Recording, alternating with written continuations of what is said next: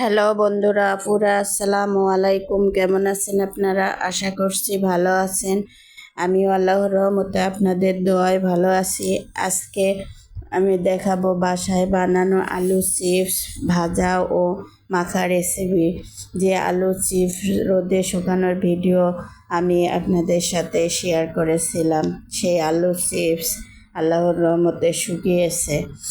আজ আর আজকে এখন আমি তেলে ভাজতেছি, সেটিও আপনাদের সাথে শেয়ার করতেছি। কড়াইয়ে বেশি করে তেল দিয়ে গরম করে নিয়ে তাতে শুকানো আলু চিপসগুলি দিয়ে ভাজতেছি। ভাজার সম্পূর্ণ ভিডিও শেয়ার করছি, শুধু ভাজা নয়, ভাজা শেষে উঠিয়ে নেওয়া পর্যন্ত দেখাচ্ছি। আমি যেটুকু শুকাইছিলাম আজকেই সবটুকু ভাজিয়ে নিতেছি, কারণ যখন তখন খাইতে মন চাবে কিন্তু ভাজতে মন চাবে না।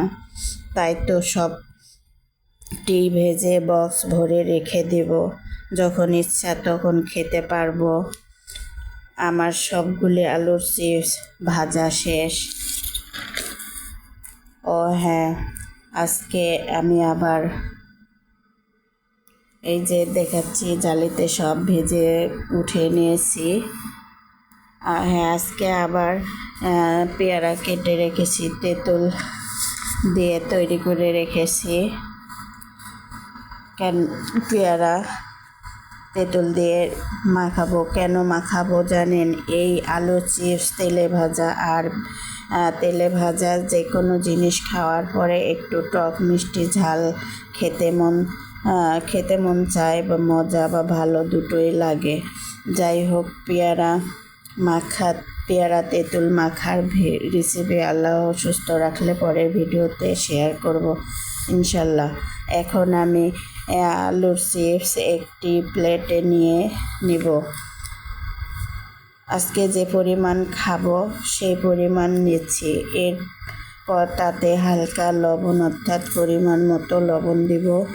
লবণ দেওয়ার পর দিয়ে দিব মরিচের গুঁড়া দেওয়ার পর হাত দিয়ে মাখিয়ে নেব। মাখানো শেষ করে সবগুলো একটু ভালোভাবে মাখায় নিতে হবে। মাখানো শেষ করে এক পিস খেয়ে দেখব, আর এক পিস ভাঙিয়ে দেখাবো আপনাদের যে কত সুন্দরভাবে মুচমুচে হয়েছে। ক্যামেরার কাছে এনে দেখাচ্ছি প্লেট সহ। বাচ্চাদের জন্য রয়েছে সিঙ্গারা, 2 বাচ্চার জন্য 2টি, সেগুলো শেয়ার করলাম। ভালো থাকেন সবাই। পেয়ারাও দেখাচ্ছে, আবার সবাই ভালো থাকেন, দোয়া করি। আপনারাও দোয়া করবেন। আল্লাহ হাফেজ।